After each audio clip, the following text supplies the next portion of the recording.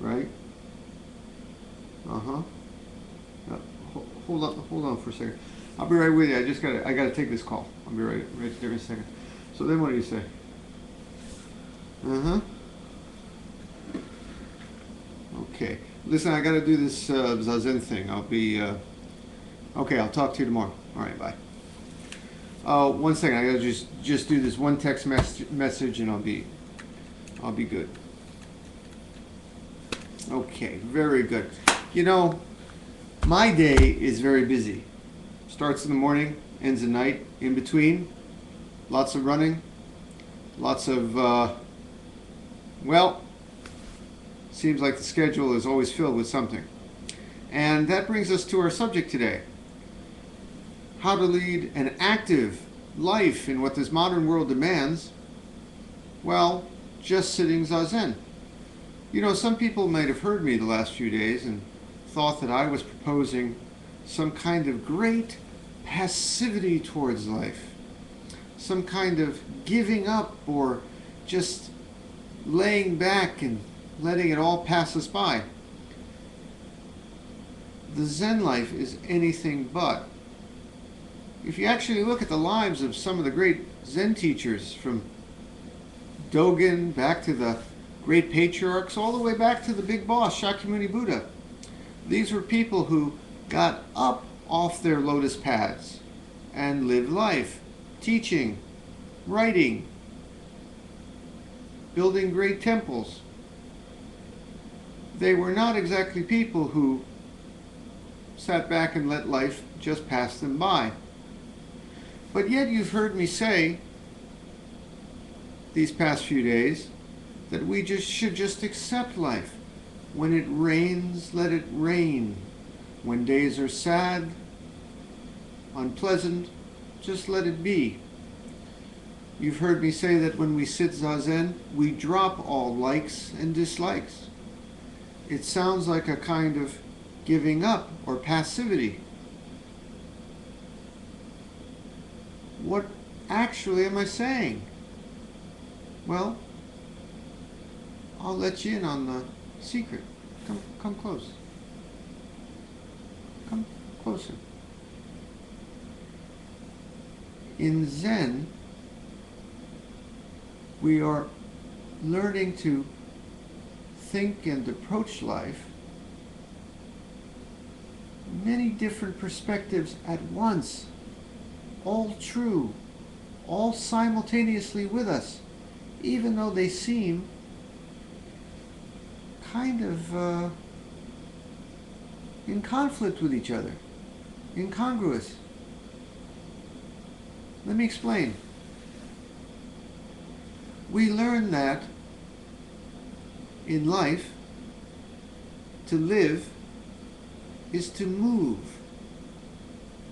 to choose directions. I will turn left, I will turn right, I will do this, I will do that.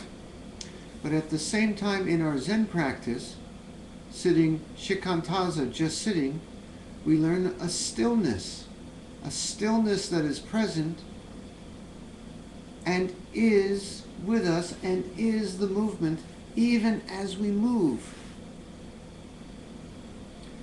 We learn that in life we have to have likes and dislikes, otherwise I wouldn't even choose to get out of bed in the morning. I have to make a decision.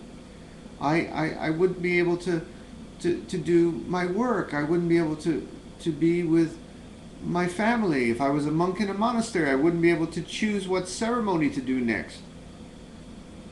We must make choices. We must have likes and dislikes. But on the other channel, we are simultaneously dropping all likes and dislikes. There are things in this world I dislike. When it's raining, I don't just walk out in the rain and get soaking wet. I put on my raincoat. I put on my galoshes. And I decide that it's better to be dry than it is to be wet. But at the same time, I accept the rain on the other channel. We accept all things as perfectly just what we are, perfectly just what each phenomena is. The flower in the garden is perfectly the flower in the garden. The cloud in the sky is perfectly the cloud in the sky. I am perfectly what I am. Not a thing to add, not a thing to take away. When we sit Zazen, it is seeing the purely just what it is perfection of all phenomena of the universe, all dharmas. Jundo's perfectly Jundo. Not a thing to add, not a thing to take away.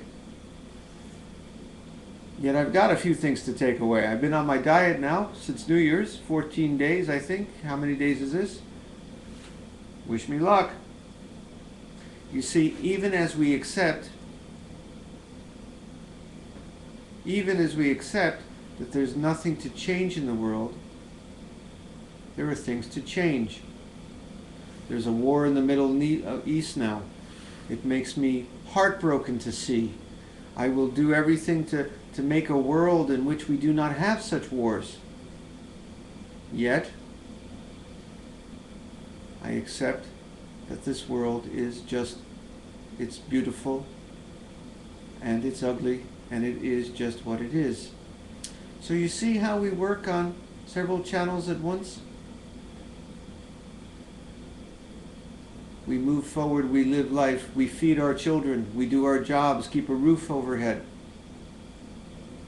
All at the same time knowing there's nowhere to go in life, nothing more to achieve. It is all perfectly just what it is. Shall we now sit with that?